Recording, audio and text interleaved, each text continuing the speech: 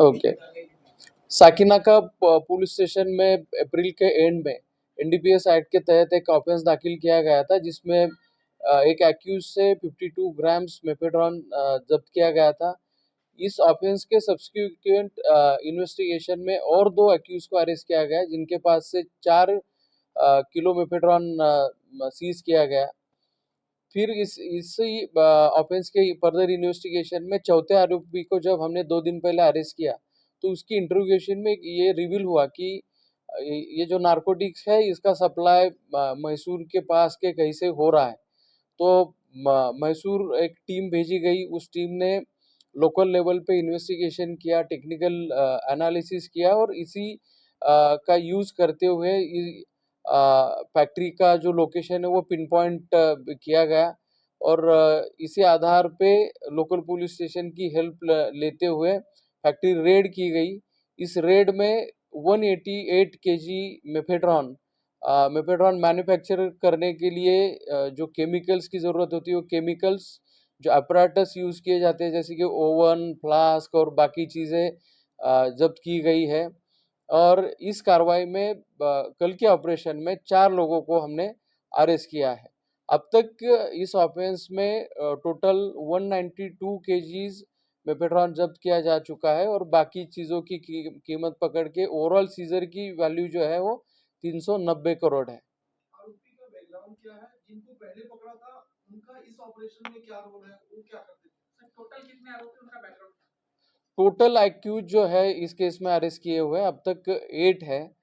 8 में से 3 लोगों का प्रीवियस नारकोटिक्स केसेस का रिकॉर्ड है। वही लोग अपना ये सब नेक्सस चला रहे थे और सप्लाई और बाकी चीज़ों के बारे में हमारा इन्वेस्टिगेशन शुरू है। सर, ड्रग्स बनाने का प्रशिक्षण कहाँ लिया था? क्या वो पहले से जानते थे या कुछ और लोगों को इन्वॉल्व कर रखा था ड्रग्स बनाने की प्रक्रिया में?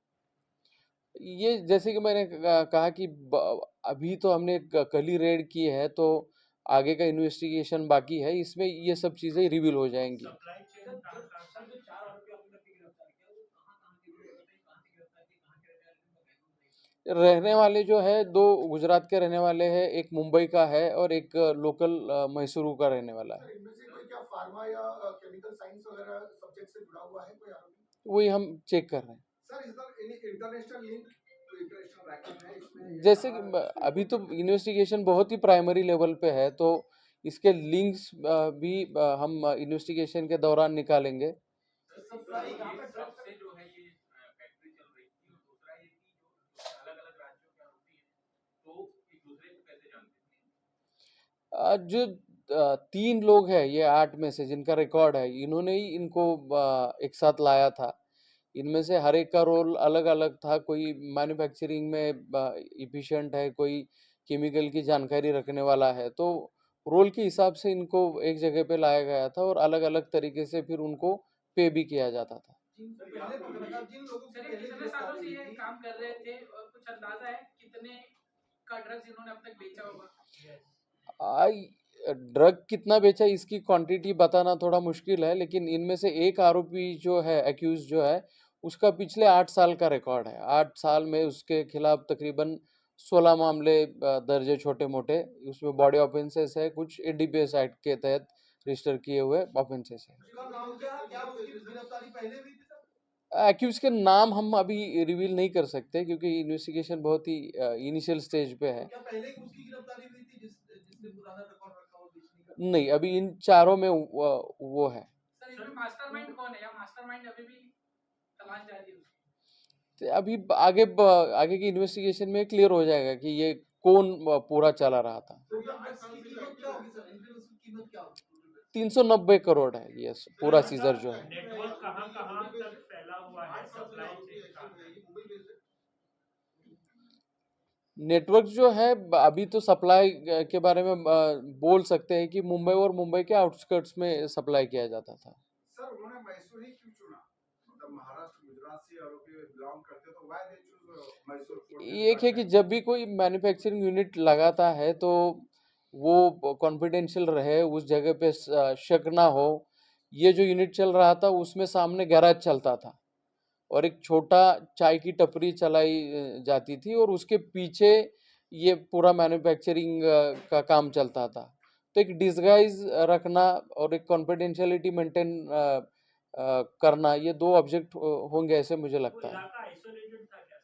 हाँ, थोड़ा आउटस्कर्ट्स है। सर ये कहाँ पे थी फैक्ट्री जहाँ पे ऑपरेट कर रहे थे? मैसूर का रिंग रोड बोला जाता है, रेलवे बाईपास, वहाँ पे ये फैक्ट्री लोकेटेड थी। इसमें और लोगों की गिरफ्तारी भी संभव है। वो आगे की इन्वेस्टिगेशन में जरूर होंगे और कुछ लोग अरेस्ट। सर जो ठीक 4 है। आरोपी अरेस्ट हुए उनका पीसी कब तक मिलेगा? पीसी को कोर्ट ने अभी जस्ट उनको प्रोड्यूस किया है। पीसी के लिए पता नहीं चला कि कितने दिन की दी है, लेकिन अभी चल रहा है कोर्ट में। इन आप में से कोई ऐसा है जो बहुत नॉलेज रखता हो केमिकल का या ऐसे ड्रग्स के बारे में, ऐसा कोई ऐसा होगा? इसमें है ना, इसी वजह से तो ये मैन्युफैक्चर कर पा रहे थे। सर एजुकेशनल और फैमिली बैकग्राउंड कैसा है सर इन लोगों का? प्रोफेसर है, किस तरीके की जानकारी रखता है, किस तरीके से उसने लोगों को और साथ में लिया, उसकी जानकारी क्या है, किस तरह की पढ़ाई कर रखी है? नहीं, हम जो 4 लोग वो मैन्युफैक्चरिंग यूनिट पे मिले उनके का बैकग्राउंड हम एक्चुअली चेक कर रहे हैं। तो इसमें से अभी रिवील होना बाकी है कि इनका एजुकेशन